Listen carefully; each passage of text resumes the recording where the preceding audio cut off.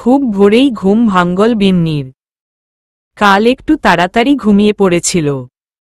রাতে বেশ ভালো একটা ঘুমও হয়েছিল। ওড়নাটা খুঁজে গায়ে দিয়ে খাট থেকে নামতে যেতেই সাহিলের ঘুমন্ত মুখটা চোখে পড়ল তার। কাল মনে হয় একটু দেরি করেই বাসায় ফিরেছে সে। বিন্নি ঘুমে থাকায় হয়তো ডাকেনি। বেশ কিছুক্ষণ তাকিয়ে থেকে বারান্দার দিকে পা বাড়াল বিন্নি। সাহিলের রুমের পাশের বারান্দাটা অসাধারণ। দেখেই মনটা ভরে গেল বিন্নির। এক কোনো আবার টেবিলও পাতা রয়েছে, তার সাথে দুটো চেয়ার। একটা চেয়ার টেনে বসে পড়ল বিন্নি। দক্ষিণ দিক থেকে মৃদু বাতাস বয়ে আসছে। মনটা ছুঁয়ে যাচ্ছে তার। আনমনে গালে হাত ঠুকিয়ে বসে রইল বিন্নি। ঘুম থেকে উঠেল সাহিল দেখল তার পাশের বালিশটা ফাঁকা। ওয়াশরুমে গিয়েও বিন্নিকে দেখল না। ভেবে নিল হয়তো মায়ের রুমে গেছে। বারান্দায় গিয়ে উকি দিতেই বিন্নিকে দেখতে পেল সে। পাশে থাকা চেয়ারটা টেনে বসে পড়ল সাহিল।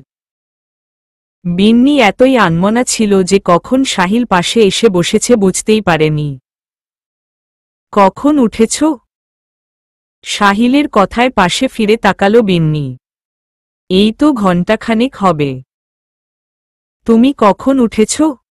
আর রাতে কখন ফিরেছ? রাতে 11টার দিকে ফিরেছিলাম। তুমি এত তাড়াতাড়ি ঘুমিয়ে গেলে? ডেকেছিলাম কয়েকবার কিন্তু সাড়া দাওনি। গভীর ঘুমে ছিলে। ক্লান্ত লাগছিল খুব। দুপুরে কান্নাকাটি করেছিলে খুব, তাই না? কই না তো। আমার কাছে লুকাচ্ছ? রাতেও তোমার চোখগুলো ফোলা ছিল। আমি দেখেছি। আমি জানি তোমার খুব মন খারাপ হয়েছিল। আমি তো বলেছিলাম তোমায় যেতে। মা কেন এমন করল আমি জানি না। আর তোমারও অনেক রাগ আর অভিমানও। রাগ আর অভিমানের কিছু নেই এখানে। তাছাড়া তোমার মা যা বলেছেন তা তো ঠিকই। আমারই আগে বোঝা উচিত ছিল।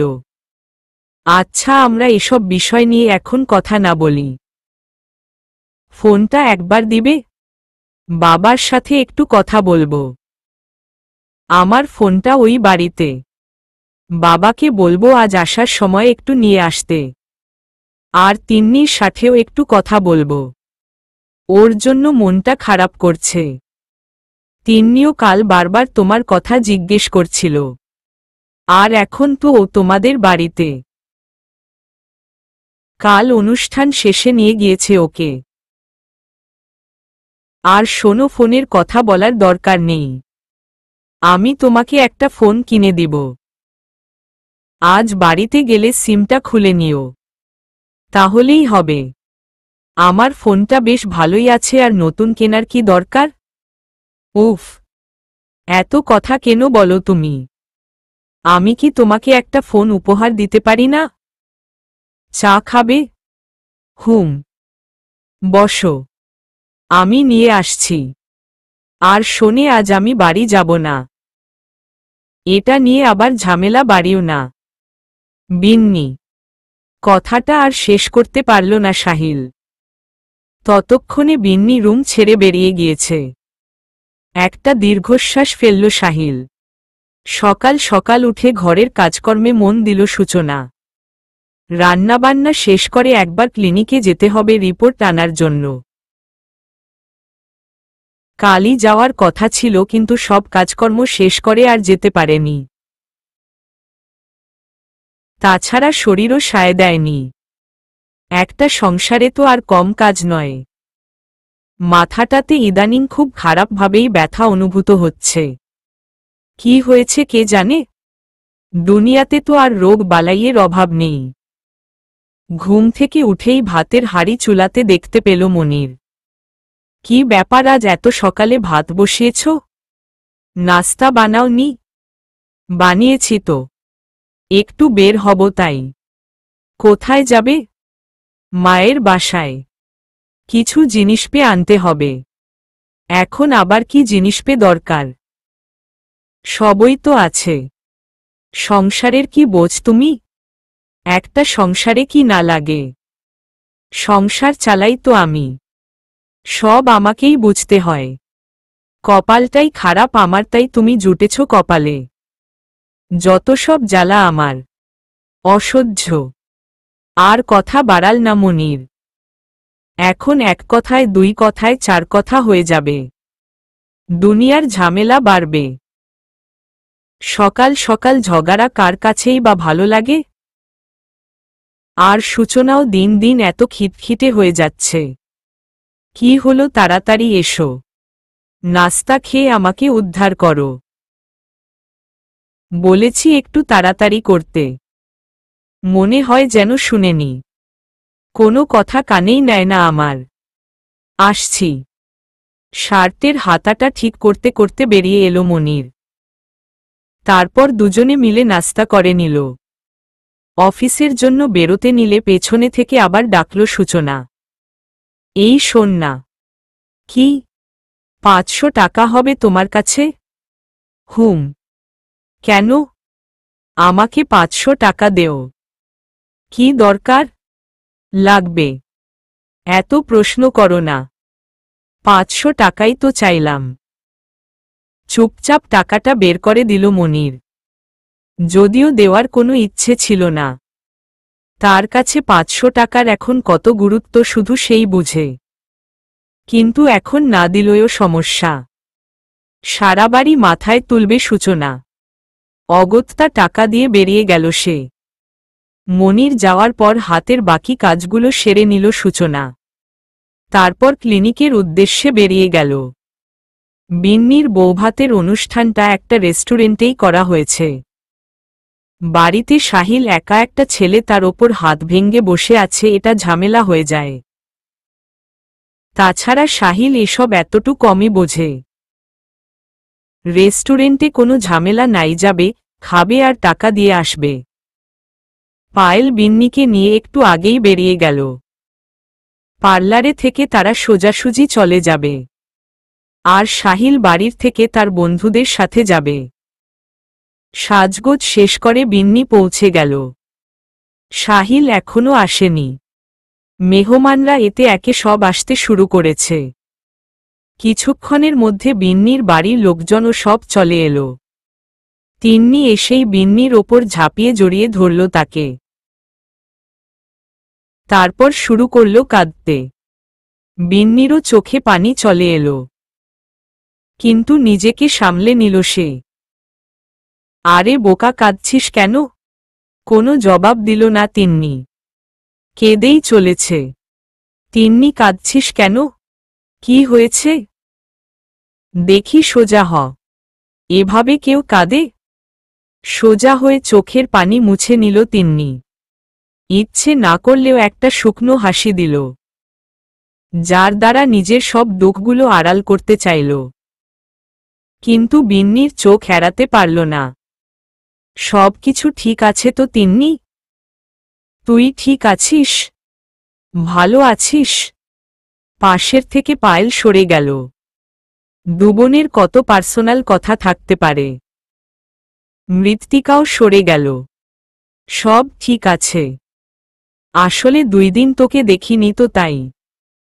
কাল কেন যাসনি? আরে বলিস নাকি, ঝামেলা হয়ে গেল, সব তো শুনেছিস। তুই রাগ করবি বলে ভাঙ্গা হাত নিয়ে সাহিলকে পাঠালাম। যাওয়ার তো ইচ্ছে ছিলই, কিন্তু কিন্তু কিছু না। তোর কথা বল, কেমন আছিস? ভালোই। ওই বাড়িতে সবাই অনেক ভালো রে, অনেক ভালোবাসে আমাকে। আর স্বরূপ? এবার অনেকটাই চুপসে গেল তিন্নি। কি জবাব দেবে সে? তোদের সম্পর্কটা ঠিক আছে তো? হুম, অনেক ভালোই চলছে। ভালোই আছি,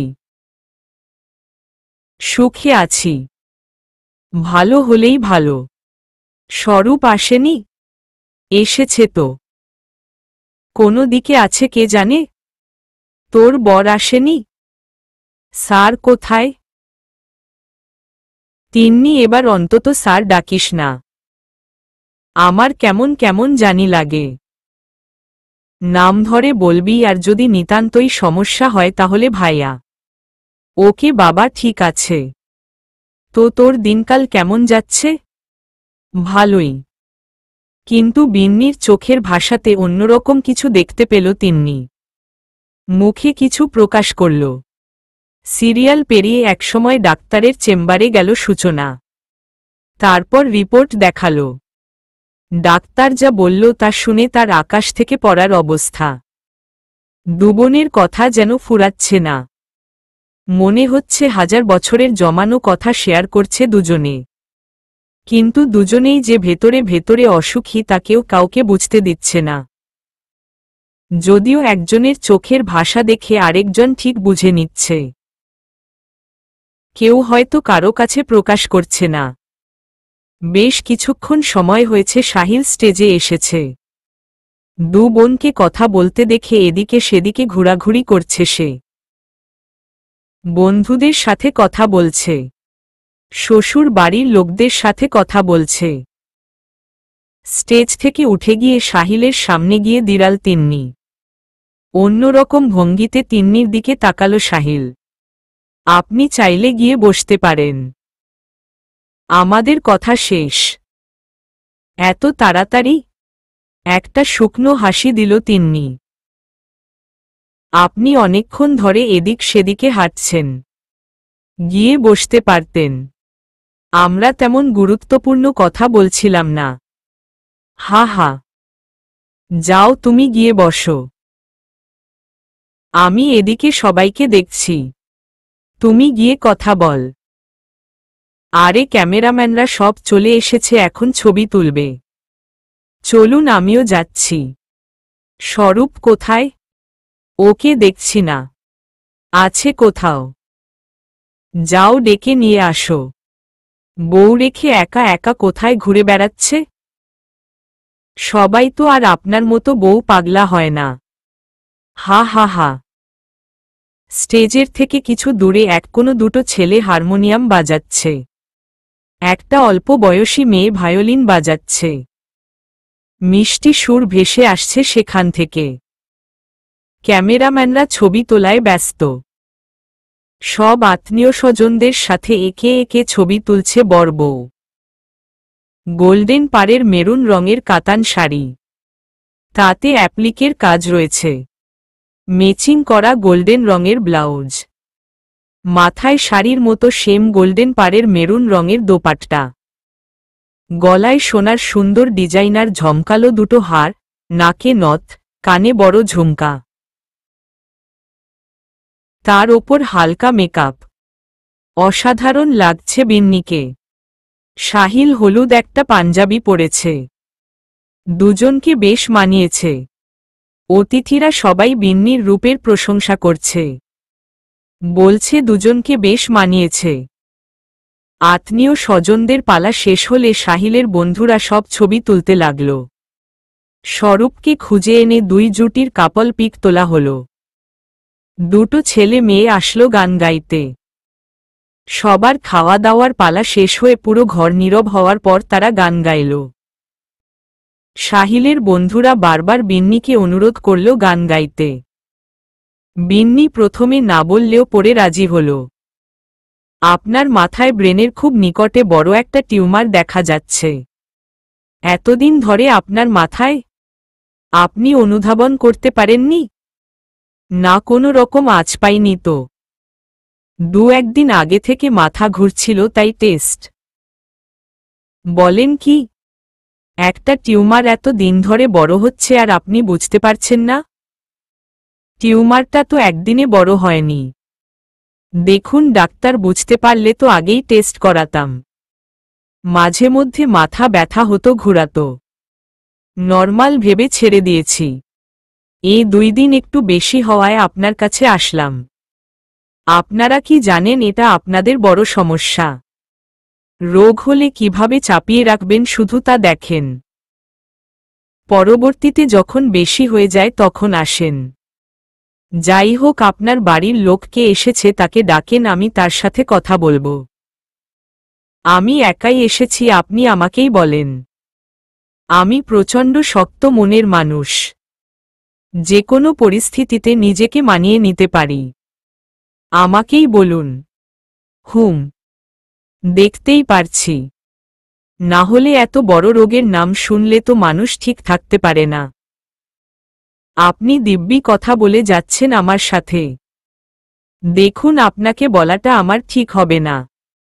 শত হলেও আপনি পেশেন্ট। আমি যে কোনো খবর শুনতে প্রস্তুত। বেশ, আপনার টিউমারটা একদম লাস্ট স্টেজে বলতে পারেন। ব্রেনে টিউমার নিয়ে সারভাইভও করা যায় না।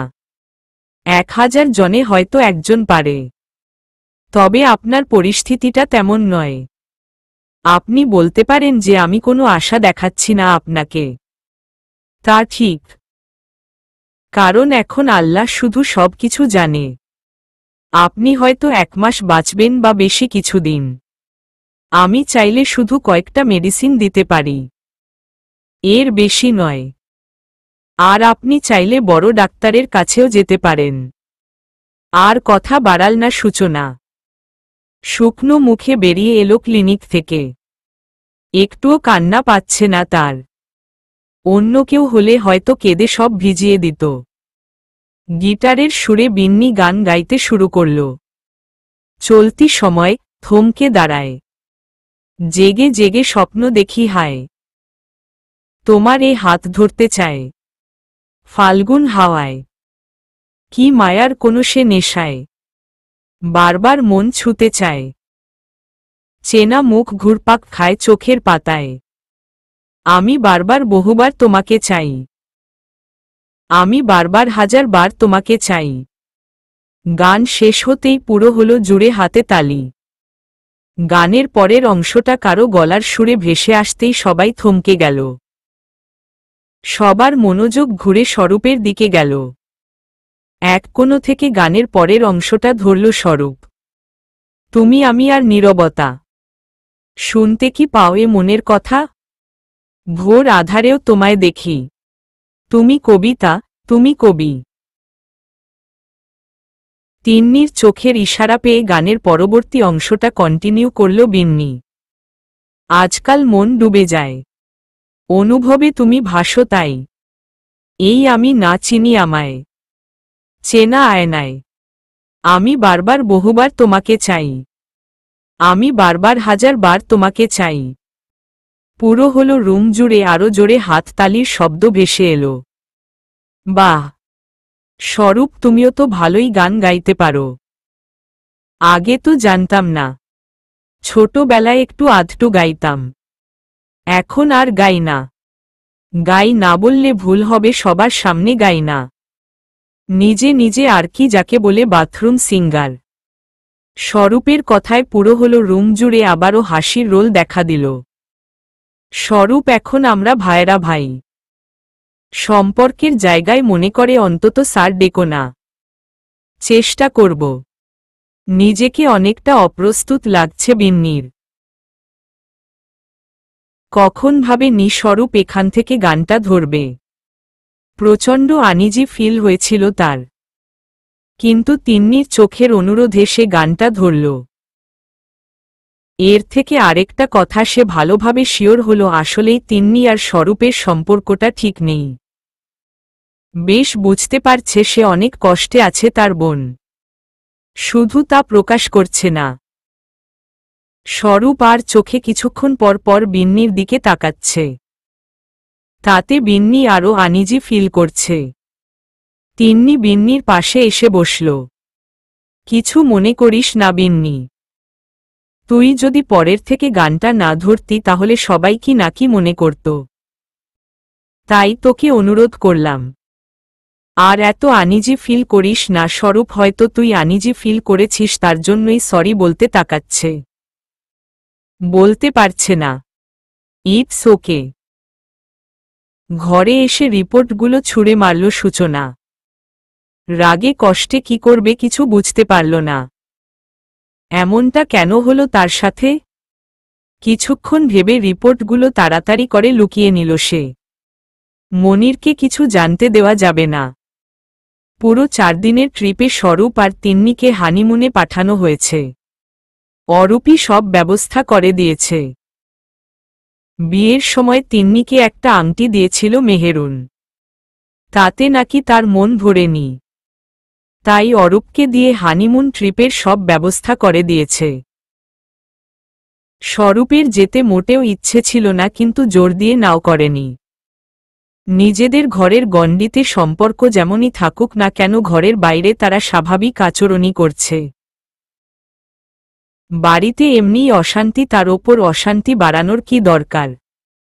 তিন্নিও এমনি বেশ স্বাস্থ্যশিষ্ট থাকে, তাই কেউ হয়তো কিছু আঁচ করতে পারেনি। টিকিট দুটো হাতে পাওয়ার পর তিন্নির হাতে দিল স্বরূপ। বলল, সব গুছিয়ে নিতে। নিজের কাপড়গুলো গুছিয়ে নিল তিন্নি, কিন্তু স্বরূপের কাপড় গুছাতে গিয়ে পড়ল আরেক ঝামেলায়। কি নিবে আর কি নিবে না?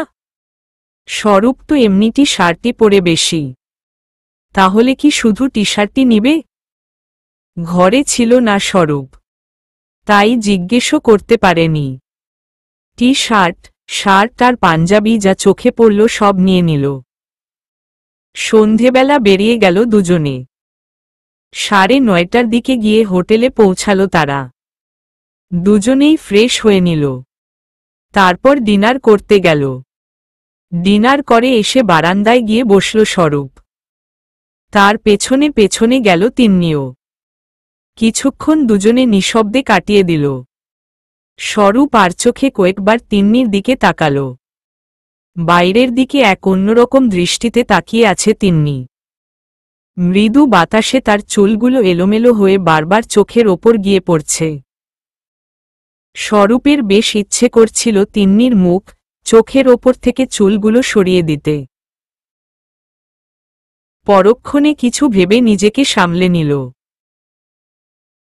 নীরবতা ভেঙে তিন্নি প্রথম কথাটা বলল, একটা কথা বলবো? একটু বাড়িতে কথা বলতাম। তিন্নির দিকে ফোনটা এগিয়ে দিল স্বরূপ। বলল, কাল মনে করে দিও, তোমাকে একটা ফোন কিনে দিব। কথাটা তিন্নির মোটেও পছন্দ হল না। স্বরূপ তাকে একটা ফোন কিনে দিবে, তা আবার তার মনে করে দিতে হবে কেন? আজব। এসব ভাবতে ভাবতে বাবার নাম্বারে ফোন দিল তিন্নি। বাড়ির সবার খোঁজ খবর নিল। তারা কক্সবাজার এসেছে তা জানালো। তারপর বিন্নির কথা জিজ্ঞেস করে সাহিলের ফোন নম্বরটা চেয়ে নিল। বাবার কাছে জানতে পারল নতুন ফোন কিনেছে বিন্নি। অবশেষে বিন্নির নাম্বারটা নিয়ে নিল। বাবার সাথে কথা শেষ করে রুমে একবার উকি দিল তিন্নি। তার হাতে ফোন দিয়েই বারান্দা ছেড়ে চলে গিয়েছিল স্বরূপ। রুমে স্বরূপকে দেখতে পেল না তিন্নি, ভেবে নিল হয়তো ওয়াশরুমে গিয়েছে। মোবাইলে সময় দেখে নিল, 11:20 বাজছে। বিন্নি কি এখন ঘুমিয়ে গেছে? একবার কি ফোন দিবে, নাকি কাল সকালে দিবে? 7-5 ভাবতে ভাবতে নাম্বারটা ডায়াল করে নিল তিন্নি। রাতের খাবার খেয়ে মায়ের রুমে এসেছে বিন্নি। আসতেই ফোনের আওয়াজ শুনতে পেল। মোবাইলটা হাতে নিয়ে দেখল আননোন নাম্বার। তার নাম্বার তো বাবা আর সাহিল ছাড়া কেউ জানে না। তাহলে কে ফোন দিল, তাও এত রাতে? এসব ভাবতে ভাবতে ফোন কেটে গেল। পুনরায় আর ফোন দিল না তিন্নি। ভাবল হয়তো ঘুমিয়ে গেছে। আর ফোন না আসতে দেখে বিন্নি কল ব্যাক করল। স্ক্রিনে বিন্নির নাম্বার দেখে মুখে হাসি ফুটল তিন্নির। ঝটপট করে ফোন ধরল সে। হ্যালো। বিন্নির আর চিনতে একটু অসুবিধা হল না এটা তিন্নির গলা। তার ঠোঁটের কোনো হাসির রাশি এসে ভর করল। কিরে, কেমন আছিস? এই তো ভালো। তোর কি অবস্থা? ভালো। কি করছিস? বসে আছি। তুই কি করছিস? খেয়ে আসলাম মায়ে। তোরা ডিনার করেছিস? আজ আমরা কক্সবাজার এসেছি। তোরাও কাল চলে আয় প্লিজ। একসাথে সবাই মিলে মজা হবে। এখন না রে, অন্য এক সময় যাব। আমার শাশুড়ি মায়ের পায়ের এই অবস্থা। তাছাড়া সাহিলের হাতও ঠিক হয়নি এখনো। কি করে যাই বলতো? তোকে ছাড়া এই প্রথম ঘুরতে আসলাম। খালি খালি লাগছে সব কিছু। আরে বোকা, খালি লাগবে কেন? এখন তো তোর বর আছে তোর সাথে। চুটিয়ে প্রেম কর। হানিমুনে তো মানুষ প্রেম করতেই যায়, ছাতার মাথা করতে যায়। যাই হোক, সাহিল স্যার কই? ওই যে খাটের ওপর বসে আছে, ফোন টিপছে। আচ্ছা রাখছি তাহলে এখন, পরে কথা বলবো আবার। ভালো থাকিস। ওকে, টাটা। ফোন কেটে খাটের ওপর এসে বসল বিন্নি। সাহিল চোখ বড় বড় করে তার দিকে তাকিয়ে আছে। কি হলো, এভাবে তাকিয়ে আছো কেন? ভাবছি আমার ঘরে কোনো এলিয়েন এলো না তো?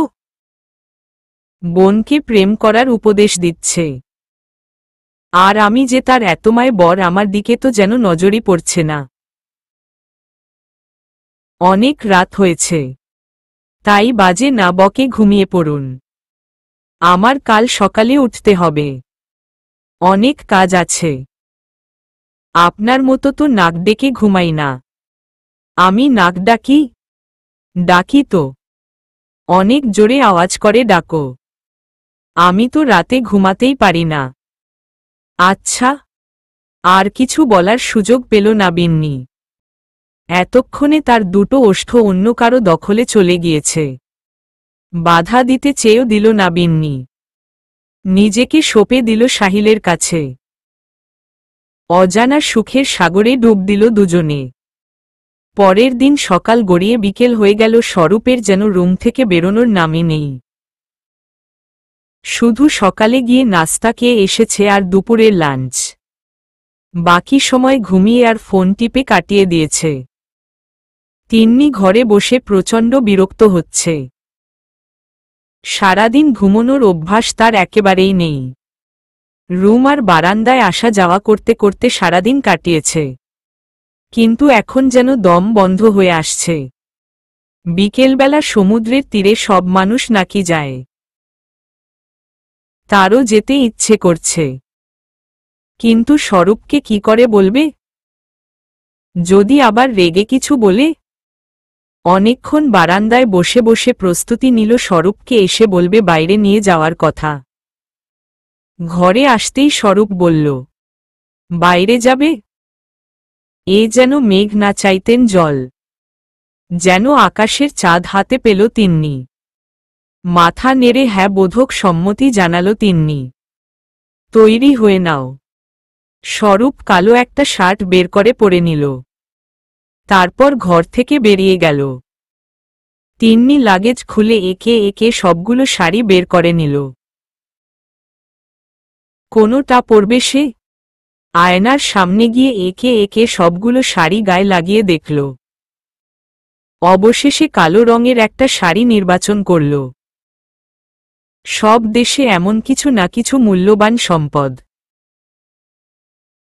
থাকে, যাকে নিয়ে গড়ে ওঠে স্বপ্ন আর জীবন, যার টানে বারবার মন ছুটে যায়। তেমনি এক সম্পদ বঙ্গোপসাগরের পূর্ব উপকূলে গড়ে ওঠা কক্সবাজার সমুদ্র সৈকত। দিগন্ত যেখানে মাথা নুয়ে চলে, উত্তাল সমুদ্রের বুকে ভেসে চলা মাঝিদের গান যেখানে কানে বাজে, নীল জলরাশির ফেনায় ভর করে মন নাচে অজান্তে। বিশালতার মাঝে নিজেকে খুঁজে পাওয়ার তাড়নায় উৎকণ্ঠিত, আর সারি সারি ঝাউবনের ফাঁকে তপ্ত রোদে গরম বালুর পরশ। সব মিলিয়ে এক অনাবিল আর অন্যরকম মোহ কাজ করে নিজের মাঝে। একসময় হলুদ ফুলে চেয়েছিল কক্সবাজার, যে কারণে তার নাম হয়েছিল প্যানোয়া, যার অর্থ হলুদ ফুল। হলুদ ফুলে ঝকমক করত, তাই পরবর্তীতে নাম হয় পালঙ্কি। স্থানীয় বাসিন্দারা এ স্থানটি সম্পর্কে উদাসীন ছিল। ব্রিটিশ শাসন আমলে একজন ইংরেজি ক্যাপ্টেন হিরাম কক্স অষ্টাদশ শতাব্দীতে পালতোলা কাঠের জাহাজে করে এখানে এসে নামেন। 1799 স্থানে তিনি এখানে একটা বাজার স্থাপন করেন। পরবর্তীতে হিরাম কক্সের নাম অনুসারে এর নামকরণ করা হয় কক্সবাজার। প্রকৃতির অপরূপ লীলাখেলায় এটা হয়ে ওঠে অপার সৌন্দর্যময় এক ভূমি। মহেশখালী, কুতুবদিয়া, সোনাদিয়া, মাতার বাড়ি, শাহপরী ও সেন্ট মার্টিন কক্সবাজারের সৌন্দর্য আরও বাড়িয়ে দিয়েছে, করে তুলছে দৃষ্টিনন্দন। এ জেলার ওপর দিয়ে বয়ে গেছে মাতামুহুরী, বাঁকখালী, রেজু, কুহেলিও ও নাফ নদী। পর্যটন, বনজ সম্পদ, মৎস্য, শুটকি মাছ, শামুক, ঝিনুক ও সিলিকা সমৃদ্ধ বালির জন্য কক্সবাজারের অবস্থান তাই ভ্রমণবিলাসী পর্যটকদের কাছে সবার শীর্ষে। এতদিন বইয়ে এসব কথা পড়েছে তিন্নি, আজ সচক্ষে দেখছে সবকিছু। অসাধারণ ভালো লাগা কাজ করছে তার মধ্যে। আর একটু সামনে এগিয়ে দাঁড়ালো তিন্নি। বাতাস তার নাক, মুখ এবং কান ছুঁয়ে যাচ্ছে। মনের মধ্যে একটা প্রশান্তি কাজ করছে। এ সময় স্বরূপ কাছে থাকলে আরও ভালো লাগত। একসাথে দুজনে বেরিয়েছে হোটেল থেকে, তারপর থেকে আর স্বরূপের টিকিটিও দেখেনি তিন্নি। সবার কি সুন্দর পরিবার, বন্ধুবান্ধব আর জীবনসঙ্গীকে নিয়ে মজা করছে। পানিতে নামছে, একজন আরেকজনকে পানি ছুঁড়ে মারছে, শামুক ঝিনুক কুড়াচ্ছে। তিন্নিও এগিয়ে গিয়ে কয়েকটা ঝিনুক কুড়াল। সাগরে এতক্ষণে জোয়ার চলে এসেছে, পানি ফুলে ফেপে উপরে উঠছে, কিছুক্ষণ পর আবার নিচে নামছে। জোয়ার আসার সাথে সাথে মানুষ দৌড়ে তীরে আসছে, আবার পানি নেমে গেলে দৌড়ে নিচে নামছে। দৃশ্যটা দেখতে অনেক ভালো লাগছে তিন্নির। তারও ইচ্ছে করছে একটু গিয়ে পানিতে নামতে, কিন্তু সাহস পাচ্ছিল না। একও তো সে সাঁতার জানে না, আবার স্বরূপকেও আশেপাশে দেখতে পাচ্ছে না। তাই দাঁড়িয়ে দাঁড়িয়ে দেখা ছাড়া অন্য কোনো উপায় খুঁজে পেল না সে। এদিক ওদিক তাকিয়ে স্বরূপকে খুঁজতে লাগল সে। খুঁজে না পেয়ে আবার সমুদ্র দেখায় মনোযোগ দিল তিন্নি। সমুদ্রের এত রূপ, চোখ জুড়িয়ে যাচ্ছে তিন্নির। আপনি কি ফ্যামিলি নিয়ে ঘুরতে এসেছেন, নাকি বন্ধুদের সাথে, নাকি একা? কারো গলার আওয়াজ পেয়ে ঘোর কাটল তিন্নির। তাকিয়ে দেখল তার পাশে হাস্যজল মুখে দুচোখে প্রশ্নের ঝুড়ি নিয়ে দাঁড়িয়ে আছে একটা মেয়ে। বয়স তার মতোই হবে, পরনে সালোয়ার কামিজ, দুচোখে গাঢ় করে কাজল দেওয়া। মেয়েটার চোখগুলো অনেক বড় বড়। বেশ ভালো লাগল তিন্নির। অনেকক্ষণ চুপ করে থেকে মেয়েটার প্রশ্নের ছোট করে উত্তর দিল তিন্নি। হাজব্যান্ড এর সাথে। উহু, দেখে তো মনে হচ্ছে না। প্রায় 20 মিনিট ধরে আপনাকে ফলো করছি আমি। সেই তখন থেকে এক জায়গায় দাঁড়িয়ে আছেন। মনে হচ্ছিল দুচোখ ভরে সমুদ্রের বিশালতা দেখছেন। তা কোথায় আপনার স্বামী? আছে এদিকে সেদিকে কোথাও। আপনি কার সাথে এসেছেন? আপনার মতোই বরের সাথে, হানিমুনে। আপনিও কি হানিমুনে এসেছেন? হু, আপনার বর হানিমুনে এসে আপনাকে রেখে একা একা ঘুরে বেড়াচ্ছে? এটা ঠিক নয়। তেমন কোনো ব্যাপার নয়। আসলে ও ফটোগ্রাফার। প্রকৃতি তাকে ভীষণ টানে। আর এখানকার প্রকৃতি তো অসাধারণ। হয়তো ছবি তুলছে। বাহ, আপনার বরের পেশাটা তো ইন্টারেস্টিং। একটু ডাকুন তাকে। কোথায় সে? প্রকৃতির সাথে সাথে আমরাও একটু ছবি তুলি। দূর থেকে স্বরূপকে দেখতে পেল তিন্নি। দুজনের চোখে চোখ পড়তেই হাতে ইশারা করে ডাকল। ততক্ষণে মেয়েটার বড় তাদের কাছে চলে এসেছে। আচ্ছা, আমরা অনেকক্ষণ ধরেই কথা বলছি, কিন্তু আপনার নামটাই তো জানা হলো না। আমি তিন্নি। আপনি? জুই। ততক্ষণে স্বরূপ তাদের কাছে চলে এসেছে। স্বরূপকে দেখে কিছুটা এগিয়ে গেল জুই। এই যে তিন্নির বর। বউ রেখে একা একা কোথায় ঘুরে বেড়াচ্ছেন? আপনার বউ সেই কখন থেকে একা একা দাঁড়িয়ে আছে। আজব লোক আপনি। যাই হোক, আপনি নাকি অনেক সুন্দর ছবি তুলতে পারেন। আপনার বউ তো অনেক প্রশংসা করল আপনার।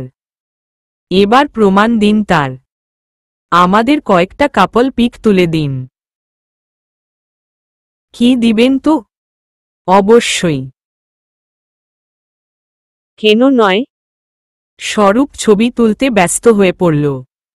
মেয়েটা খুব চঞ্চল। মেয়েটার চঞ্চলতায় হাসল তিন্নি। কত সহজে মানুষের সাথে মিশে যায়। এমন মানুষ সত্যিই এখন কম দেখা যায়।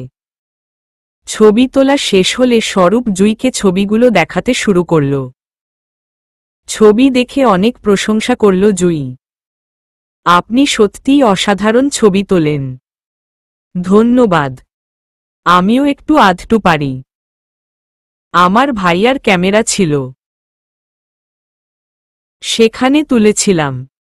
এবার চলুন আপনাদের ছবি তুলে দিই। It's okay. আমরা পরে তুলে নিব। পরে আপনি তুইলেন। এখন আমি কয়েকটা তুলে দিই। আপনি আমাদের এত সুন্দর ছবি তুলে দিয়েছেন, তাই ধরে নিন তার পারিশ্রমিক হিসেবে। অনেকটা বাধ্য হয়েই তিন্নির পাশে দাঁড়ালো স্বরূপ। এ মেয়ে পুরো নাছোড়বান্দা। এর সাথে পারা যাবে না। আরে এত দূরে দাঁড়িয়েছেন কেন? আর একটু ক্লোজ হয়ে দাঁড়ান। আপনি তো পুরাই আনরোমান্টিক। আমাদের তো ছবি তুলে দেওয়ার সময় বারবার বলেছিলেন এভাবে দাঁড়ান, সেভাবে দাঁড়ান, এদিকে তাকান তাকান সেদিকে তাকান। নিজের বউকেও বলুন, বি নরমাল। আমি তো ভালো বলতে পারি না। স্বরূপ তিন্নির খোপা থেকে কাঁটাটা এক টান দিয়ে খুলে নিল। তিন্নির চুলগুলো পিঠ গড়িয়ে তার কোমরে গিয়ে পড়ল। দুজনে মিলে বেশ কয়েকটা ছবি তুলল, বাকি সব কাপলদের মতে। ছবি তোলা শেষ হতেই তিন্নি চুল গুলে বাঁধতে নিল। স্বরূপ তার কানের কাছে মুখ নিয়ে বলল, চুলগুলো খোলাই থাক। খোলা চুলে তোমায় বেশি ভালো লাগে। একটা হাসি দিয়ে চুল থেকে হাত সরিয়ে নিল তিন্নি। তিন্নি, চলুন আমরা এবার একটু পানিতে নামি। আপনিও তো এখন নামেননি। আমরাও না। চলুন একসাথে যাই। আরে না না, আপনারা যান। আমি সাঁতার জানি না, ভয় লাগে আমার। আরে কিছু হবে না, আমরা আছি তো। আপনার বর আছে। জুঁইয়ের হাত ধরে পানিতে নেমে গেল তিন্নি। পেছনে পেছনে জুঁইয়ের বর আর স্বরূপও গেল। পানিতে নেমেই জুঁই আর তিন্নি বাচ্চাদের মতো পানি নিয়ে দুষ্টামি করতে শুরু করল। একজন আরেকজনকে পানি ছুঁড়ে মারছে, দৌড়াচ্ছে। জুঁইয়ের বর তাদের একপাশে দাঁড়িয়ে তাদের কাণ্ডকারখানা দেখছে আর হাসছে। স্বরূপ ক্যামেরা নিয়ে এদিক সেদিকের ছবি তুলছে। দৌড়াতে গিয়ে হঠাৎ করে শাড়ির আঁচলে পা পড়ল তিন্নির। টাল সামলাতে না পেরে অনেকটা সামনে গিয়ে পড়ল সে। জোরে একটা চিৎকার দিল। ভয় কুঁকড়ে গেল তিন্নি। চিৎকার শুনে দৌড়ে গেল স্বরূপ। ভয় জ্ঞান হারিয়ে ফেলেছে তিন্নি। জুঁই আর তার স্বামীও দৌড়ে গেল। ততক্ষণে অনেক মানুষের ঝটলা হয়ে গেছে। স্বরূপ তিন্নিকে কোলে তুলে নিল। আপনি উনাকে রুমে নিয়ে শুয়ে দিন, আর ভেজা কাপড়টা পাল্টে দিবেন। তেমন কিছু হয়নি, একটু ভয় পেয়ে গেছে। আর আমাদের আপনার রুমের নাম্বারটা দিয়ে যান, আমরা রাতে একবার যাব। জুঁইকে নিজেদের রুমের নাম্বার বলে তিন্নিকে নিয়ে হোটেলে চলে এল স্বরূপ। রুমে এসে তিন্নিকে শুইয়ে দিল স্বরূপ। এখন পড়ল আরেক ঝামেলায়, জামা কাপড় চেঞ্জ করা নিয়ে। কি করে এখন কাপড় পাল্টাবে সে? তিন্নিকে কয়েকবার ডাকল সে, কিন্তু কোনো সাড়া পেল না। এখন কি করবে সে? ভেজা কাপড়ে বেশিক্ষণ রাখাও ঠিক হবে না। আবার জ্বর চলে আসবে। ব্যাগ থেকে একটা শাড়ি বের করে নিল, কিন্তু শাড়ি তো পরাতে জানে না। নিজের মাথার চুল নিজের টেনে ছিঁড়তে ইচ্ছে করছে। 2-3 বার গায়ে হাত দিয়ে হাত সরিয়ে নিল সে। চোখ বন্ধ করে এদিক সেদিকে তাকিয়ে কোনো মতে শাড়িটা পেঁচিয়ে দিল সে। বিয়ের পর এই প্রথম তিন্নির এতটা কাছে এলো সে। এতটা কাছে এলো যে যেখান থেকে নিজেকে কন্ট্রোল করা সম্ভব নয়। অনেক কষ্টে নিজেকে সামলে নিল সে। সূচনাকে দেখে আজকাল কেমন জানি অন্যরকম লাগে মনিরের। হঠাৎ হঠাৎ কথার মাঝে উদাসীন হয়ে যায়। আগের থেকে খিটখিটে স্বভাবটা কমে গেছে, একবারে নেই বললেই চলে। মায়ের বাসায় এখন একটু বেশি যায়, ঠিক মতো খাবারও খায়। 2-3 ধরে বিষয়টা নোটিশ করছে মনির। আজ সন্ধ্যায় অফিস থেকে ফিরে দেখল ঘরের আলো বন্ধ করে বসে আছে, লাইট বন্ধ করে বসে আছে। রুমে লাইট জ্বালাতেই ধরপড় করে উঠে দাঁড়ালো। কখন এলে তুমি? এই তো এলাম। তুমি সন্ধ্যাবেলায় ঘরে আলো দেওনি কেন? অন্ধকারে বসে আছো? এমনি। তোমার শরীর কি খারাপ? হুম, আসলে আমার মাথায়। থেমে গেল সূচনা। এটা কি করছিল সে? মুখ ফসকে কথাটা তো এখনই বেরিয়ে যেত। যে কয়টা দিন বেঁচে থাকবে সে শান্তিতে থাকতে চায়। আর তো মায় কটা দিন। কি দরকার সবাইকে হয়রানি করার? তোমার মাথায় কি? থেমে গেলে কেন? মাথাটা ঘুরায় শুধু। আমি প্রেগন্যান্ট। কি বলছো তুমি? এটা সত্যি? হু, এটা ভালো একটা খবর তুমি এমন শুকনো মুখে দিল। আমি কতটা খুশি হয়েছি তোমাকে বলে বোঝাতে পারবো না। অবশেষে আল্লাহ আমার দিকে মুখ তুলে তাকিয়েছ। তুমি দাঁড়াও, আমি মিষ্টি নিয়ে আসি। আরে লাগবে না মিষ্টি। তুমি এসেছ মায়, ফ্রেশ হয়ে কাপড় পাল্টে নাও। মিষ্টি পরে আনা যাবে। আরে পরে কোনো কথা নাই। এত ভালো খবর, আমি এখনই যাচ্ছি। একটা দীর্ঘশ্বাস ছাড়ল সূচনা। এছাড়া আর কিছুই করার নেই তার।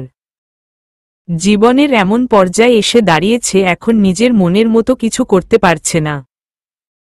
মনিরের জন্য খুব খারাপ লাগছে তার। কত খুশি হয়েছে লোকটা, কিন্তু যেদিন সত্যিটা জানবে। সকালে ঘুম থেকে উঠে নামাজ পড়া, তারপর সাহিলের হাত ধরে বাড়ির বাগানে হাঁটাহাঁটি করা, কাজের মেয়েকে নাস্তা এবং রান্নার কাজে সাহায্য করা, শাশুড়ি মায়ের সেবা করা, ফুফু শাশুড়ির খোঁচামারা কথা শোনা, অবশেষে রাতে সাহিলের খুনসুটিময় ভালোবাসা। এভাবেই দিন চলছে বিন্নির। সব কিছুর শেষ প্রান্তে সাহিলের ভালোবাসা তার সব যন্ত্রণা ভুলিয়ে দেয়।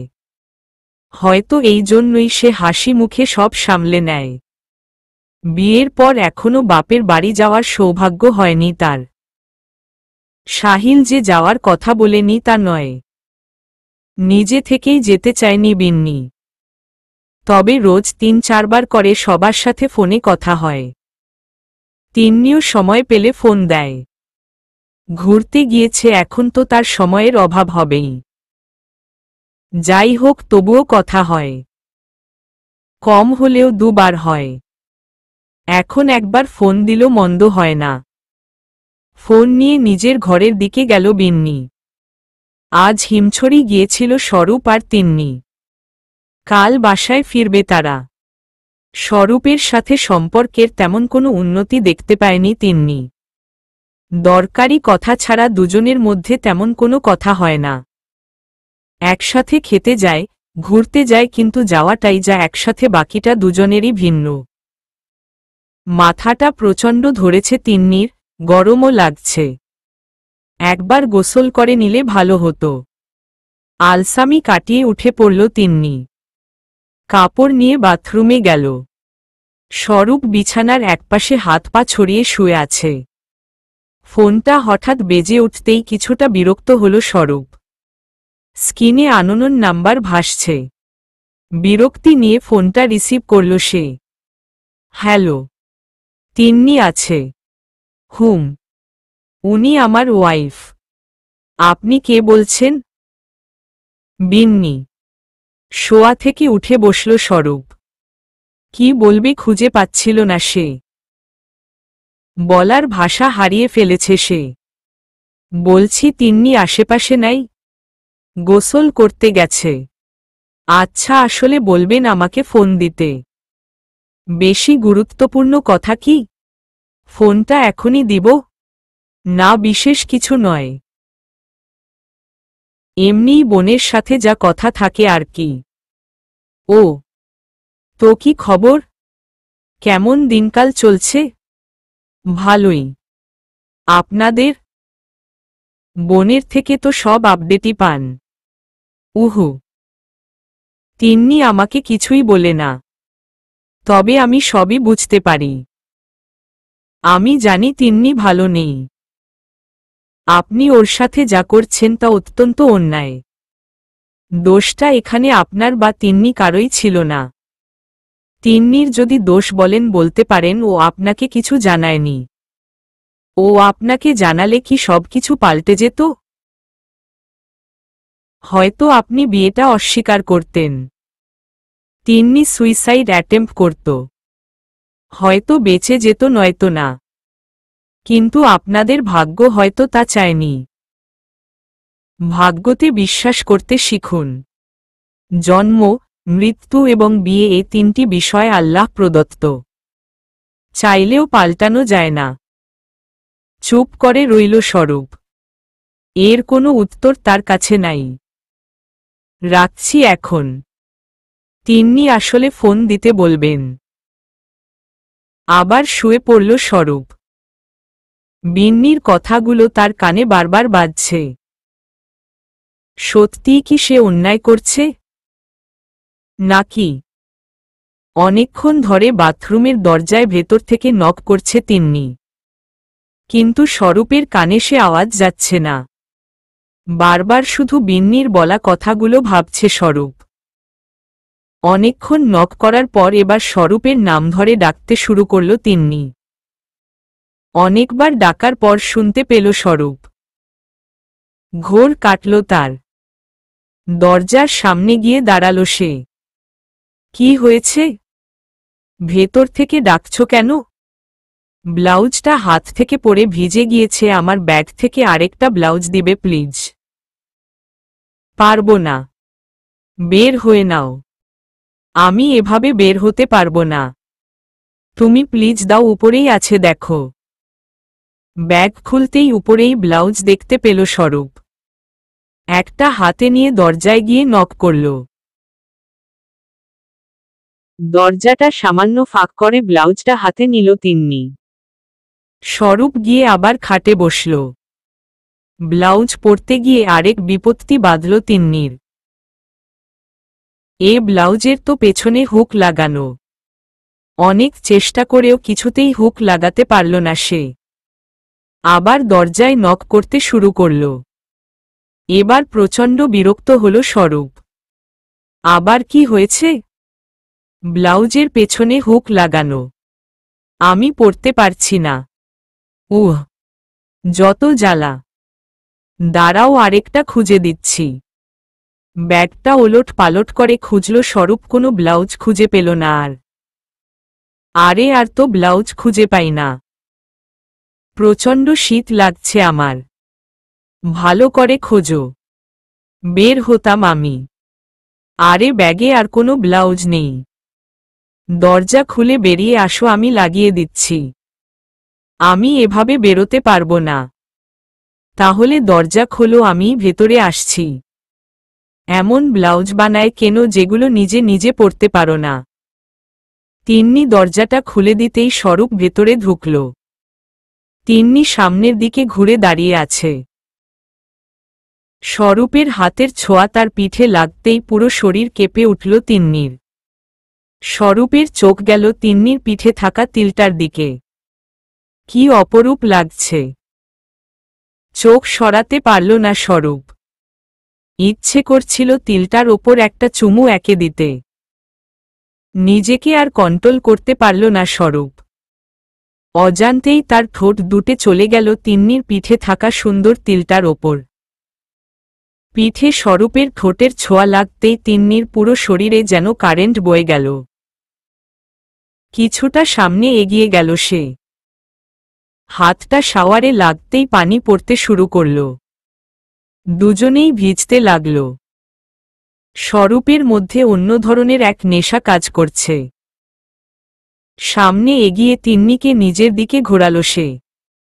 কোমরের পেছনে হাত দিয়ে নিজের দিকে কিছুটা টেনে নিল। দুজনে পলকহীন দুজনের দিকে তাকিয়ে আছে। ওপর থেকে ঝপঝপ করে দুজনের ওপর পানি পড়ছে। স্বরূপ অপলক চোখে দেখছে কিভাবে তিন্নির চোখ আর ঠোঁটে পানি ছুঁয়ে যাচ্ছে। আস্তে আস্তে নিজেকে তিন্নির দিকে এগিয়ে নিল সে। দুজনের নিঃশ্বাস দুজনের গায়ে পড়ছে। স্বরূপ তার দুটো ঠোঁট বিপরীত পাশে থাকা মানুষটার দিকে এগিয়ে দিল। চোখ বন্ধ করে এতদিনে না পাওয়া ভালোবাসাটা উপভোগ করতে লাগল তিন্নি। শরীরে শীত শীত ভাব আসতেই তিন্নিকে ছেড়ে বেরিয়ে গেল স্বরূপ। তিন্নি শাড়িটা পেঁচিয়ে ওয়াশরুম থেকে বেরিয়ে এলো। দুজনে কাক ভেজা ভিজেছে। তিন্নি বেরিয়ে আসলে স্বরূপ চেঞ্জ করতে গেল। তিন্নিও ব্লাউজ খুঁজে শাড়িটা ভালো করে পরে নিল। স্বরূপ বেরিয়ে এসে দেখল তিন্নি আয়নার সামনে দাঁড়িয়ে চুল ঠিক করছে। গোলাপি ব্লাউজ দিয়ে সাদা রঙের একটা শাড়ি পরেছে তিন্নি। চুলগুলো থেকে টপ টপ করে পানি পড়ছে। অসাধারণ লাগছে তিন্নিকে। এর থেকে সুন্দর দৃশ্য পৃথিবীতে আর দুটো হতে পারে বলে তার কাছে মনে হয় না। তাহলে কি তার ছোঁয়া পেয়ে তিন্নি এতটা সুন্দর হয়ে উঠেছে? তাহলে সে 1000 বার ছুঁতে রাজি আছে। আস্তে আস্তে তিন্নির সামনে গিয়ে দাঁড়াল সে।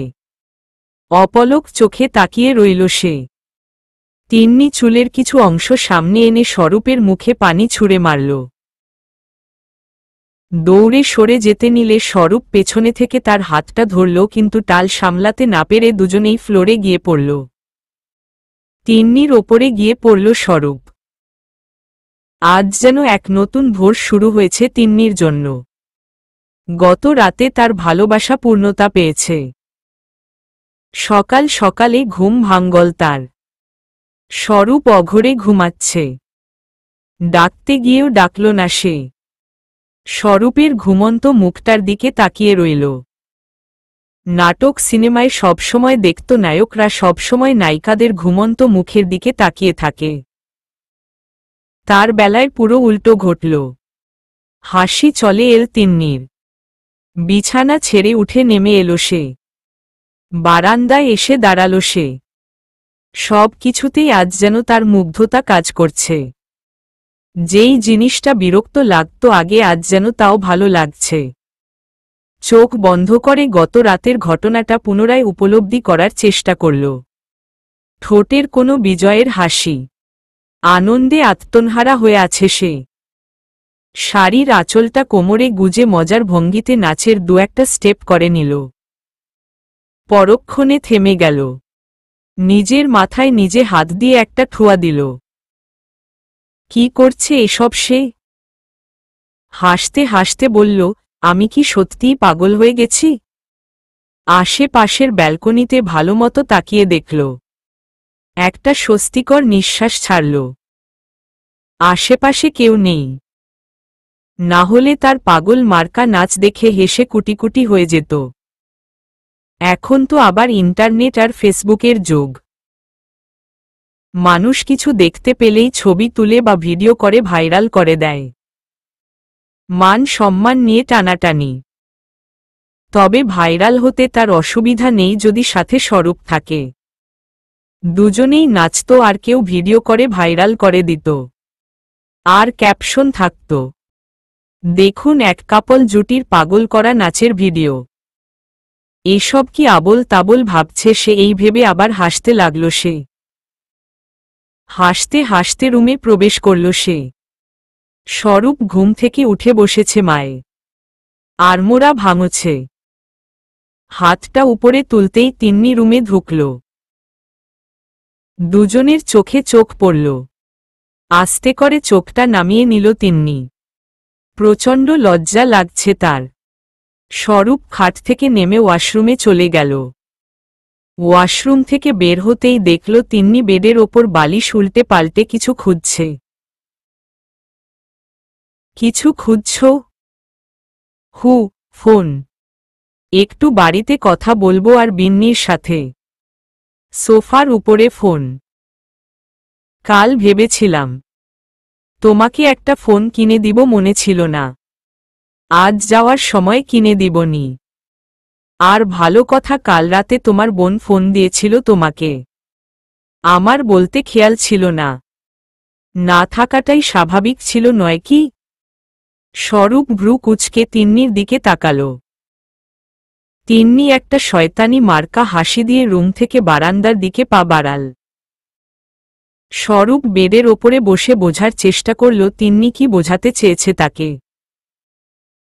কালকের রাতের পুরো ঘটনাটা তার চোখের সামনে স্পষ্ট হয়ে উঠল। এক মুহূর্তের জন্য গভীর ভাবনায় চলে গেল স্বরূপ। তার ভেতরে থাকা সত্তাগুলো বেরিয়ে আসল। এক সত্তা বলল, কি করেছি সেটা তুই? কেমন ঘোর ঘিরে ধরেছিল তোকে? এই মেয়েটা তোকে ঠকিয়েছে, আর তুই তো ওকে ভালোবাসিস না। সব ভুলে যা, সব ভুলে যা। আরেক সত্তা বলল, কিছু ভুল করিসনি তুই স্বরূপ। ও তোর বউ। এই অধিকার তোর যেমন আছে তেমনি মেয়েটারও আছে। আর ভুল করে হলেও তুই মেয়েটাকে ভালোবেসেছিস। সব কনফিউশন দূর করে দে। মনোযোগ দিয়ে সংসার কর। সামনে তোর জন্য অনেক ভালো কিছু অপেক্ষা করছে। মাথা ঝাঁকিয়ে উঠে দাঁড়ালো স্বরূপ। কিছু ভালো লাগছে না তার। কি করবে এখন সে? কোনো অপশন নেবে, প্রথম নাকি দ্বিতীয়? বারান্দার দিকে উকি দিল স্বরূপ। তিন্নি প্রচণ্ড হেসে হেসে ফোনে কথা বলছে। স্বরূপের চোখে অসম্ভব ভালো লাগছিল। সারা শব্দহীনভাবে রুম থেকে ক্যামেরাটা বের করে আনল। আড়ালে থেকেই তিন্নির বেশ কয়েকটা ছবি তুলল। বিন্নির সাথে কথা বলছিল তিন্নি। দু বোনের মজার খুনসুটি। স্বরূপকে বলেছিলাম তোকে ফোন দিতে বলতে। বলেনি? বলেছিল তো। আসলে ফোনে টাকা ছিল না, তাই ফোন দিতে পারিনি। আপনি কি জানেন ম্যাডাম, মিথ্যা কথা বললে একটু গুছিয়ে বলতে হয়, না হলে ধরা পড়ে যেতে হয়। রাতে ব্যালেন্স ছিল না, এখন সকাল 9টায় ব্যালেন্স কি ম্যাজিক করে এসেছে? সত্যি কথা বলতো। আরে তেমন কিছু না। আমি বুঝেছি তো। তোদের মধ্যে সব ঠিক হয়ে গেছে তাই না? ভালো খবর। তোর কি খবর বল? কেমন আছে বাসার সবাই? আছে মোটামুটি। সাহিলের হাতের অবস্থা ভালোই, কিন্তু আমার শাশুড়ি মায়ের পায়ের অবস্থা বেশি ভালো না। নিজে থেকে বসতেও পারেন না। এই শোন না, আমরা আজ বাসায় ফিরে যাব। কাল একবার আয় না প্লিজ। অনেক দিন দেখা হয় না। কি করে আসি বলতো? বাড়ির এই অবস্থা। বেশি সংসারী হয়ে গেছিস তাই না? একদিনে কোনো মহাভারত অশুদ্ধ হয়ে যাবে না। আচ্ছা, চেষ্টা করব। তাহলে এখন রাখছি রে। আচ্ছা, ভালো থাকিস। টাটা। টাটা। ফোন কেটে মনে অনেকটা স্বস্তি আনল তিন্নি। যাক, বোনের জন্য কিছু হলেও করতে পেরেছে সে। দুপুরের খাবার খেয়েই বেরিয়ে পড়ল স্বরূপ আর তিন্নি। বেলা থাকতে থাকতে বাসায় পৌঁছাতে পারলেই ভালো। যাওয়ার আগে বাসার সবার জন্য কিছু কেনাকাটাও করল। তিন্নিকে একটা ফোনও কিনে দিল। তারপর বাসার উদ্দেশ্যে রওনা দিল। প্রায় সন্ধ্যার সময় বাসায় ফিরল তারা। সবার জিনিসগুলো বুঝিয়ে দিয়ে নিজেদের ঘরে চলে গেল। আজ সারাদিন অনেক কাজ ছিল সাহিলের। শেষ করে বাসায় ফিরতে ফিরতে রাত 8টার মতো বাজল। ঘরে ঢুকে বিন্নিকে কয়েকবার ডাকল। কোনো সাড়া পেল না। ফ্রেশ হয়ে রুমে এলো সে।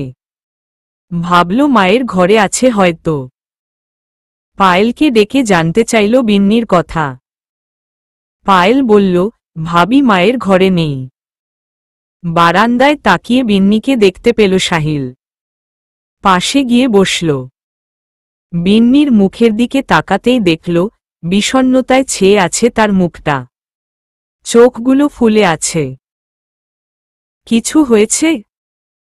সাহিলকে দেখে তার বুকে ঝাঁপিয়ে পড়ে ফুঁফিয়ে কাঁদতে শুরু করল। কি হয়েছে? কাঁদছ কেন? কোনো জবাব দিল না বিন্নি। বিন্নির মাথাটা তুলে চোখের পানি মুছে দিল সাহিল। আচ্ছা, তুমি যদি না বলো তাহলে আমি কি করে বুঝব কি হয়েছে? আজ চুলায় তরকারি বসিয়ে ভুলে গিয়েছিলাম। পুড়ে গেছিল। তোমার ফুফি আমার মা বাবা তুলে অনেক কথা বলেছে। বিশ্বাস কর, উনি আমাকে বকলে এত কষ্ট লাগত না আমার। আমার মা বাবা কাজের মেয়েই তো রান্না করে। তুমি রান্না করতে গিয়েছিলে কেন? তোমার ফুফির নাকি কাজের মেয়ের রান্না খেতে ভালো লাগে না, তাই। দেখো, তুমি রাগ করো না। ফুফি একটু সেকেলে মানুষ, তাছাড়া একটু খিটখিটেও। মায়ের সাথেও এমন করতেন। আমি ফুফির সাথে কথা বলবো। তুমি সারাদিন কিছু খাওনি তাই না? কি করে বুঝলে? ভালোবাসি তো তোমায়, তাই মনের সব খবরই রাখি। বসো, আমি খাবার নিয়ে আসছি। বিন্নিকে তো কিছু বলে বুঝিয়ে দিয়েছে এখন, কিন্তু ফুফির কাজটাও যে ঠিক হয়নি। একটু তো ভুল হতেই পারে। সত্যিই অনেকটা কষ্ট পেয়েছে বিন্নি। 2 মাস পরের কথা। হাসপাতালের বেডে মৃত্যুর সাথে এক মহাযুদ্ধ হচ্ছে সূচনার। জীবনের একেবারে শেষ প্রান্তে পৌঁছে গেছে সে। 3-4 দিন আগে শরীরটা বেশ খারাপ হয়েছিল সূচনার। মনির ভেবেছিল প্রেগন্যান্সির জটিলতা হয়তো। চেক আপ করানোর জন্য ডাক্তারের কাছে নিয়ে গিয়েছিল। সেখান থেকেই সত্যিটা জানতে পারে। ডাক্তার বলেছিল ইমিডিয়েট হাসপাতালে ভর্তি করাতে। তারপর থেকেই হাসপাতালের বিছানায় সে। সব সময় মনে হয় এই বুঝি প্রাণ পাখিটা বেরিয়ে যাবে। নাকে মুখে রক্ত ছোটে, শ্বাস বড় বড় হয়ে যায়। একজন নার্স তো সাথে অলয়েজি থাকে। এই কয়দিনের দৌড়াদৌড়িতে মনিরের দশা বেহাল। চেহারা আর চেহারার জায়গায় নেই। চোখের নিচে কালচে রঙের গাঢ় আবরণ পড়েছে। হাতে তেমন টাকাও ছিল না। যা ছিল তা প্রথম দিনে এক ঝটকাতেই শেষ। কোথায় না কোথায় যেতে হয়েছে টাকার জন্য। বিষণ্ণতা পুরোদমে যেন তাকে ঘিরে ধরেছে। এ কয়দিন দুচোখের পাতা এক করতে পারেনি সে। কখন যে কি খবর এসে পড়ে। করিডোরে থাকা চেয়ারে বসে ঝিমোচ্ছিল মনির। পাশেই সূচনার মা বসে কাঁদছে। সূচনার কেবিন থেকে দৌড়ে নার্স বেরিয়ে এলেন। দেখুন, আপনার স্ত্রীর অবস্থা একবারে শেষ পর্যায়ে। উনি আপনাকে কিছু বলতে চাইছে। আপনাকে ডাক্তার ডাকছে।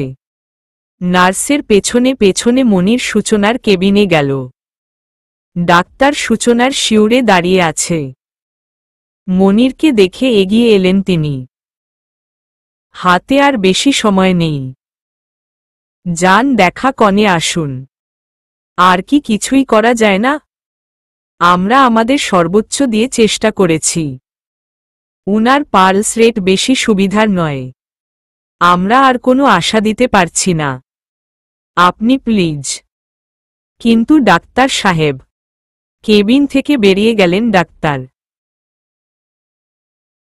তার লাইফে আজ প্রথম তিনি এভাবে কোনো রোগীর হাল ছেড়ে দিলেন। আসলে তার হাতে করার মতো কিছুই ছিল না। সূচনার বেডের পাশে গিয়ে চেয়ার টেনে বসল মনির। হাতে হাত রাখতেই চোখ খুলে তাকালো সূচনা। হাতটা উঠিয়ে মুখ থেকে অক্সিজেন মাস্কটা খুলল। আরে কি করছো তুমি? অক্সিজেন মাস্ক খুললে কেন? মাস্কটা পুনরায় পরাতে গেলে বাধা দেয় সূচনা।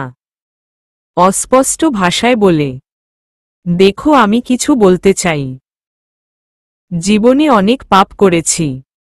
সব পাপের শাস্তি হয়তো আল্লাহ আমাকে দিচ্ছে না, পরের ভুবনের জন্য তুলে রেখেছে। আমি একটা মেয়ে হয়ে আরেকটা মেয়ের সংসার ভেঙেছি। এর চাইতে বড় পাপ আর কিছু নেই। সেই শাস্তিই পাচ্ছি আমি। একবার যদি তোমার বউয়ের কাছে মাপ চাইতে পারতাম তাহলে মরেও শান্তি পেতাম। এসব কথা বলো না প্লিজ। কিছু হবে না তোমার। একদম ভালো হয়ে যাবে তুমি। দুদিন পরই তোমাকে বাড়ি নিয়ে যাব আমি। কেন মিথ্যে সান্ত্বনা দিচ্ছ? আমি জানি আমার হাতে একদম সময় নেই। তোমার বউয়ের কাছে ফিরে যেও তুমি। ওর কাছে ক্ষমা চেয়ে নিও। তাতে তোমার পাপ কমলে কমতেও পারে। আর পারলে আমার হয়ে একটা ক্ষমা চেয়ে নিও। আর শোনো, একটা বাচ্চা দত্তক নিয়ে এসো। কিছু হবে না। আমার মাকে একটু দেখে রেখো। শ্বাস বড় বড় হতেই সূচনাকে আবার অক্সিজেন মাস্ক পরিয়ে দিল মনির। ডাক্তারকে ডাকতে আরম্ভ করল মনির। ডাক্তার নার্স দৌড়ে এলেন। অনেক চেষ্টা করলেন কিন্তু শেষ অবধি সফল হলেন না। মৃত্যুর সাথে আর প্রতারণা করতে পারল না সূচনা। এই লড়াইয়ে জিততে পারল না সে। হাঁটু গেড়ে ফ্লোরে বসে পড়ল মনির। চিৎকার দিয়ে কাঁদতে ইচ্ছে করছে তার। মানুষ যে বাইরে আর ভেতরে একরকম নয়, শ্বশুর বাড়িতে না আসলে জানতেই পারত না বিন্নি। বিশেষ করে তার শাশুড়ি মা। একজন মেয়ে যে আরেকজনের ভালো বা সুখ সহ্য করতে পারে না তার যোগ্য প্রমাণ হলেন তিনি। অনেকদিন ধরে সহ্য করতে করতে একেবারে অসহ্য হয়ে গেছে বিন্নি। শুধু সাহিলের জন্য এ বাড়িতে পড়ে আছে সে। কোনো কিছুতেই স্বাধীনতা নেই তার। যখন দেখতে গিয়েছিল তখন তো মেয়ে মেয়ে বলে একেবারে আকাশের চূড়ায় তুলেছিল, আর এখন একেবারে পাতালের নিচে। এখনো নিজের পায়ে হাঁটতে পারে না, তাতেই এত। নিজেরটায় হাঁটতে পারলে জানি আরও কি কি করত। অসুস্থতার বাহানায় কলেজেও যেতে দিচ্ছে না বিন্নিকে। ঘরে পড়াশোনা করে পরীক্ষা দিবে সেই আশায় তাও মেনে নিয়েছে বিন্নি। দিন শেষে হয়তো সাহিলের কেয়ার বা ভালোবাসা না পেলে ওই বাড়িতে থাকা বিন্নির জন্য দুষ্কর হয়ে পড়ত। সবচেয়ে খারাপ লাগে তার খোঁচা মারা কথা। গতকালকেই শিওর হয়েছে সে কনসিভ করেছে। এ সময় মেয়েদের মনের অবস্থা কেমন থাকে একমায় সেই জানে। এই খবর পাওয়ার পর শাশুড়ি যে খুশি হয়নি তা নয়, কিন্তু ততটা প্রকাশ করেননি। তবে বিন্নি মোটেও খুশি হয়নি। তার এত তাড়াতাড়ি তেমন কোনো প্ল্যান ছিল না। নাতি নাতনি করে শাশুড়ি পুরো বাড়ি মাথায় তুলেছিল। বিন্নি ভেবেছিল এরপর হয়তো তিনি তাকে মেয়ের মতো ভালোবাসবেন, কিন্তু তেমন কোনো উন্নতি দেখল না সে। স্বরূপ আর তিন্নির সম্পর্কটা মোটামুটি ভালো চলছে এখন। বলতে পারা যায় সব ঠিকঠাকই আছে। বাড়ির সবার সাথে মিলেমিশে আছে তিন্নি। সবার ভালোবাসা আদর স্নেহ নিয়ে বাড়িতে আছে। মালাও এখন অনেকটা সুস্থ। সবকিছু ছেড়ে স্বাভাবিক জীবনে ফিরে এসেছে। সব মিলিয়ে বিন্দাস আছে তিন্নি। ভার্সিটি সংসার দুটোই সমান তালে সামলাচ্ছে সে। আজ রাতে বাসায় ফিরতে একটু দেরি হয়েছে স্বরূপের। প্রায় 11টা বেজেছে। খাবার টেবিলে ওয়েট করতে করতে ঘুমিয়ে পড়েছে তিন্নি। বেশ কয়েকবার কলিং বেল দেওয়ার পরে ঘুম কাটল তার। স্বরূপ ফ্রেশ হয়ে এসে খাবার টেবিলে বসল। তিন্নি খাবার বাড়তে লাগল। তুমি খেয়েছ? উহু। বসো একসাথে খাই। খাবার মুখে দিতেই থমকে গেল স্বরূপ। কি হলো? আজ বড় ভাবি রান্না করেছে তাই না? কি করে বুঝলে? ভাবির হাতের সুস্বাদু রান্না সবাই চিনতে পারে। আমি বারণ করেছিলাম ভাবিকে রান্নাঘরে যেতে, কিন্তু কিছু শুনল না। জোর করে গেল। মায়ে তো সুস্থ হল। খাবার শেষ হলে স্বরূপ নিজের ঘরে গেল। তিন্নি ডাইনিং টেবিল থেকে সব গুছিয়ে তারপর ঘরে গেল। ঘরে গিয়ে দেখল স্বরূপ সোফার ওপর বসে ল্যাপটপে কাজ করছে। তিন্নি খাটের ওপর গিয়ে ফোন নিয়ে বসল। বেশ কিছুক্ষণ পর স্বরূপের ফোনে মেসেজের একটা আওয়াজ হল। মোবাইল হাতে নিয়ে দেখল তিন্নির মেসেজ। বার্থডে উইশ করেছে। ভ্রু কুঁচকে তিন্নির দিকে তাকাল সে। তিন্নির মুখে রাজ্যের হাসি। আজ স্বরূপের জন্মদিন সে নিজেই ভুলে গেছে। স্বরূপ ছোট করে একটা মেসেজ লিখে পাঠাল। ধন্যবাদ ম্যাডাম। শুধু ধন্যবাদ তো কাজ হবে না স্যার। ট্রিট লাগবে। আমারও গিফট লাগবে। আগে ট্রিট তো দাও। ল্যাপটপ রেখে খাটের ওপর গিয়ে বসল স্বরূপ। তিন্নির কপালে ছোট একটা চুমু এঁকে দিল। এবার আমার গিফট। এখন যদি নাও এইরকম ছোটখাটো একটা পাবে। কাল বড় গিফট পাবে, যা তুমি কল্পনাও করতে পারবে না।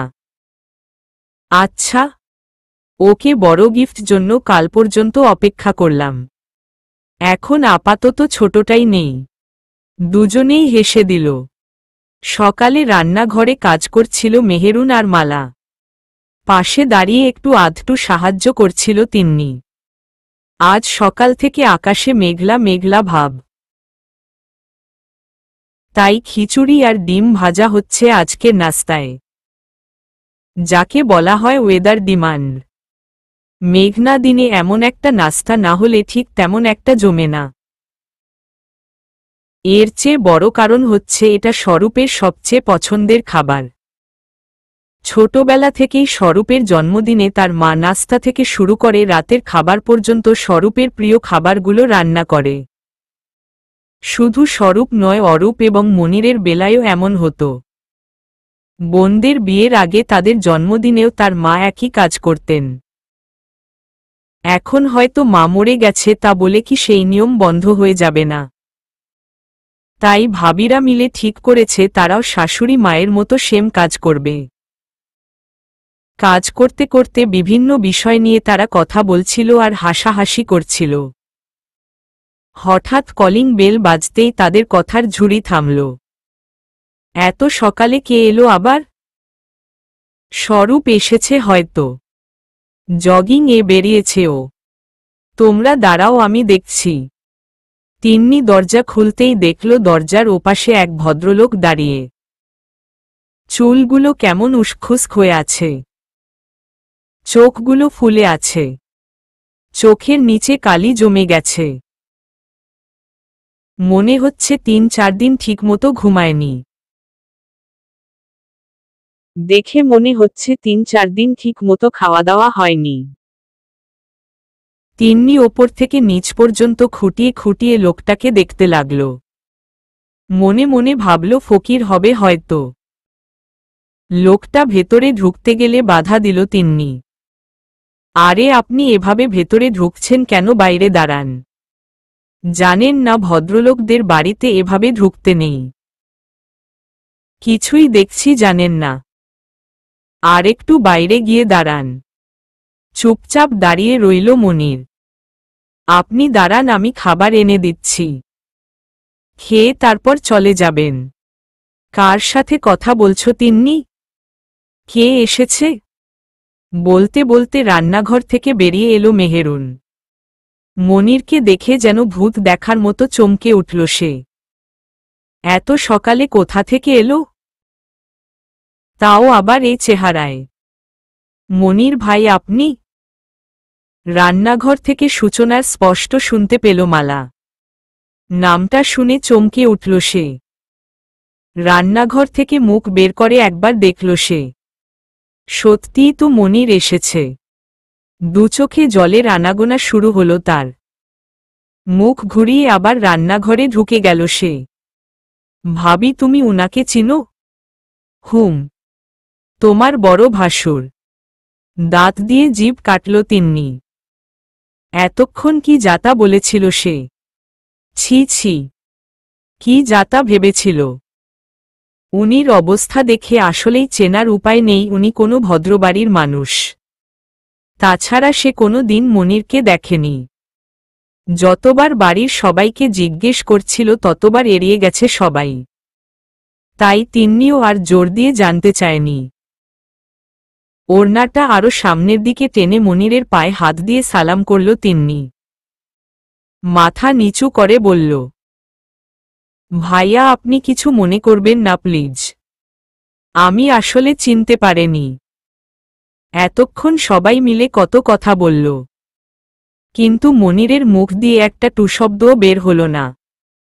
মূর্তির ন্যায় দাঁড়িয়ে রইল সে। ভাইয়া আপনি ভেতরে আসুন প্লিজ। অনেকক্ষণ ধরে বাইরে দাঁড়িয়ে আছেন, ভেতরে আসুন। মেহেরুন সামনে থেকে সরে যেতেই মনির বাড়ির ভেতরে ঢুকল। গুনগুনে করে গান গাইতে গাইতে বাড়িতে ঢুকল স্বরূপ। দরজায় দাঁড়াতেই ড্রয়িং রুম থেকে বড় বড় কথার আওয়াজ আসতে শোনা গেলে। ভেতরে ঢুকতেই বাড়ির সবাইকে একসাথে ড্রয়িং রুমে দেখতে পেল সে। এগিয়ে গিয়ে ড্রয়িং রুমে ঢুকতেই ভালো করে সোফায় বসে থাকা মনিরকে দেখতে পেল সে। তেরে সামনের দিকে এগিয়ে গেল সে। কে ঢুকতে দিয়েছে ওকে এ বাড়িতে? আবার কি বাড়ির ভাগ চাইতে এসেছে? বলেছি না দিয়ে দিব। মনির চুপ করে থাকাতে আরো জেদ বেড়ে গেল স্বরূপের। তেরে গেল মনিরের দিকে। তিন্নি সামনে গিয়ে আটকাল স্বরূপকে। আমাকে ছেড়ে দাও তিন্নি, ওকে তো আজকে আমি খেয়েছি। জানোয়ার, অমানুষ। শান্ত হও স্বরূপ, এমন করছো কেন? দেখছ না উনার কি অবস্থা? এতক্ষণ অরূপ ভাই চিল্লাচিল্লি করল, এখন আবার তুমি? লোকটা মায় এসেছে, সব ওর ঢং, বুঝবে না তুমি? এসব নিয়ে আমরা পরেও আলোচনা করতে পারব।